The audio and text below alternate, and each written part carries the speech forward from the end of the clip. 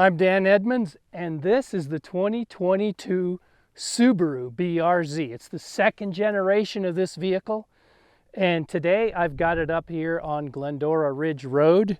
And this is the Toyota GR86, which, as you can see, I've brought out to Glendora Ridge Road later in the same day.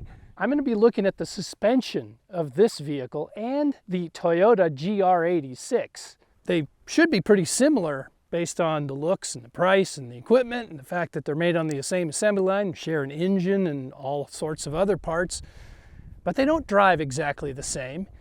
And I'm told there's some differences that are a little bit more than the usual tuning differences. So I'm going to be looking for that. I'm going to be taking the wheels off this once I get done here and take it home, and I'll do the same with the Toyota GR86, and we'll see once and for all if the differences are really more significant than mere tuning or not. Time for me to get this on the road, get it home, get it up on jacks, and see what we're dealing with under there.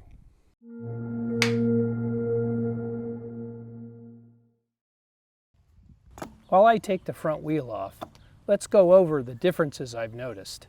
The two are actually quite similar at the limit, like if you're pushing hard on a mountain road or lapping a racetrack. But the cars ride and feel very different at lower speeds around town or when you're not pushing that hard. The Toyota is significantly firmer, especially in the rear, to the point where I got tired of the ride quality. The BRZ felt more supple and compliant, and I preferred driving it when I wasn't at maximum attack.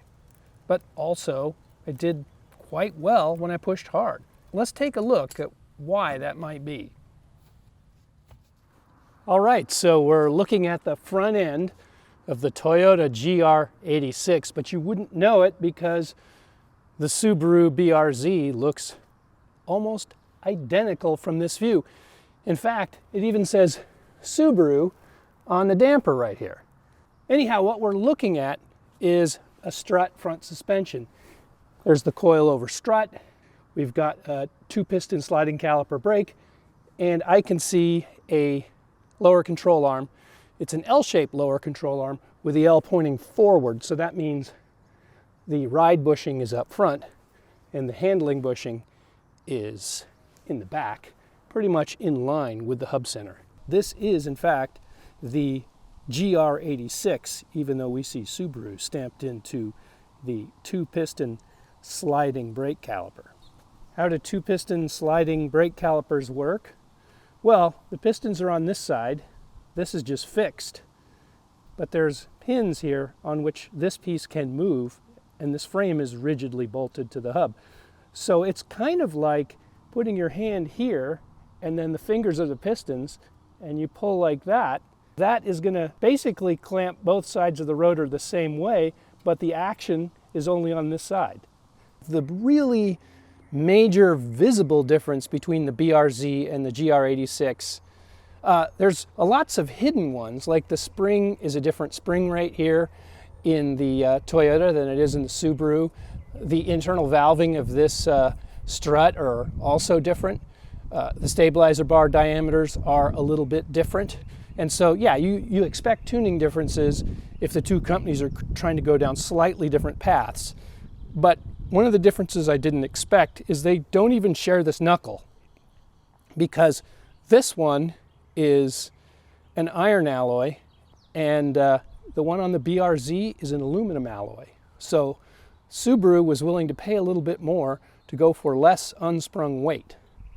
This stabilizer bar on the Toyota, which we're looking at now, is solid and 18 millimeters in diameter. In the BRZ, it's hollow, and I think it's 18.3 or 18.4 millimeters in diameter. Now that doesn't sound like much, but roll stiffness is proportional to that number raised to the 4th power, which gets pretty big in a hurry. Now it all depends on what the wall thickness is, but again, Subaru seems to be willing to spend a little bit more money to save a little weight. I was able to get the detailed bar dimensions from Subaru, and after doing the math, the difference is the Subaru has a 2.3% stiffer front bar than the GR86. And when we look at the differences in the rear anti-roll bar, we get a better picture of their contributions to the overall handling balance of each car. Well, here's the rear suspension of the Toyota GR86, and it looks largely identical to the BRZ, but largely identical omits one big difference, which we'll get to in a moment. Toyota has been calling this rear suspension on a variety of its cars double wishbone for some time, but you shouldn't buy into that because it's just not. It is a multi-link. Now, there are a lot of different flavors of multi-link, and I get the idea what they're trying to do, but it's just not right. There is a wishbone, or a control arm as we like to call it, here on the top, but on the bottom there's a pair of links plus a toe link, so there's multiple links. It does not have two control arms, two wishbones, just one. So here is the upper control arm, aka upper wishbone, and it's a pretty classic A shape. Here's the ball joint here on the outside, and there are two pivots inside, high up on the subframe. Here down below, we have not another control arm, but two discrete links.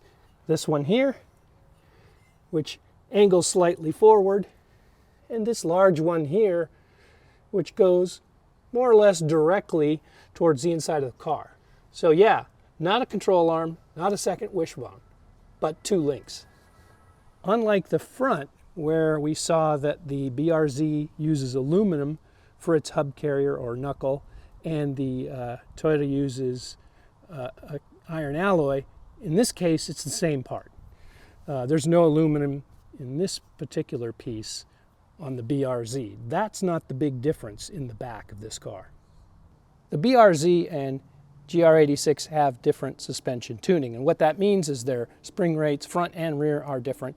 The damping characteristics, as determined by the valving inside the shocks and front struts, are different, and the stabilizer bars are different. And in fact, here in the back, this stabilizer bar on the GR86 is 1 millimeter bigger than the one on the BRZ. The BRZ has a softer rear anti-roll bar than the GR86. Combine that with stiffer front spring rates and softer rear spring rates, and you have suspension tuning that promotes understeer stability versus the GR86, which is a little bit more tail happy. Now we come to the really big difference between the GR86 and the Subaru BRZ, and it might even be more significant than the new knuckle up front. Not necessarily in terms of end result, but certainly the trouble that they went to pull it off.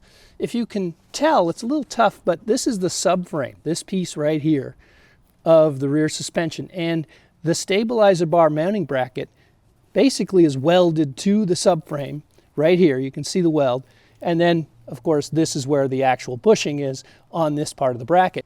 Now if we were looking at a BRZ, we wouldn't see this bracket attached to the subframe. No, the BRZ attaches it to this washer here, and this washer is essentially, through this bolt, part of the chassis. So this one is rubber isolated through this bushing here, this subframe bushing, and the BRZ, because it's mounted to the washer, which is bolted directly to the chassis, is not isolated by the bushing. It is, for all intents and purposes, connected directly to the chassis. What really astounds me here is the BRZ and the GR86 have to have completely different subframes. That's a really big cost to incur, basically because they have a different opinion on how the stabilizer bar should be mounted. Rubber mounted directly to the subframe, so it's all kind of together, all the suspension members work on the same subframe, or in Subaru's case, where it's here, where it's direct mounted to the chassis, which means it's not necessarily in lockstep with the rest of the subframe. Having two different subframes may sound like it adds complexity to the production process.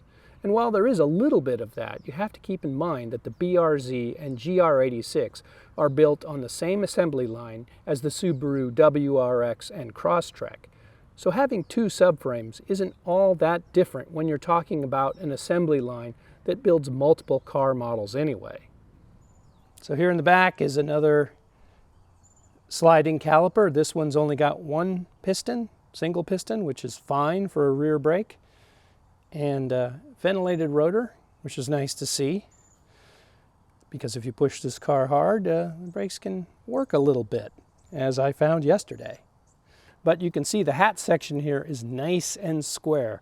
And what that tells me, along with this little cap, is that there is a pair of brake shoes in here for the parking brake, which is actuated via this cable and the center pull handbrake, which is really nice to have on a car like this.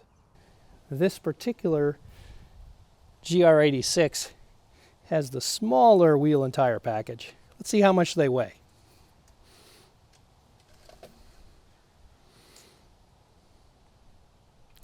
£43. That's interesting because the 18-inch package, when I measured it, measured 42 pounds. And you don't always see larger wheels weighing less. And we're done.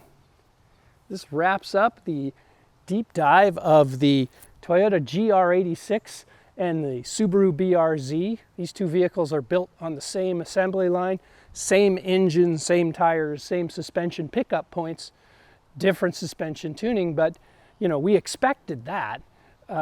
What I didn't expect is there'd be some significant differences that add up to some real cost in the front and the rear of these two cars. You know, it's a lot cheaper to just make them the same and just live with your suspension tuning differences and make that how you differentiate them. But they took that a little bit further here, which is interesting. Now, at the track, and when you push really hard on a mountain road like I have, it kind of adds up to the same basic feel. But around town, there are definitely differences. And I think, you know, I came into this on the team GR86 because I like the way it looks up front a little better. But after driving them both, at least the daily drive livability, that leans towards the BRZ for me because it's just a little bit more supple around town and it doesn't lose anything up in the mountains.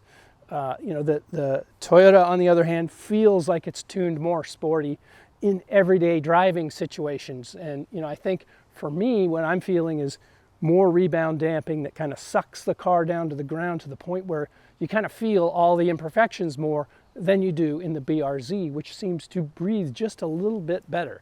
Anyhow, that's what I think. Let me know what you think in the comments below. And as ever, this is Dan Edmonds saying, thanks for watching.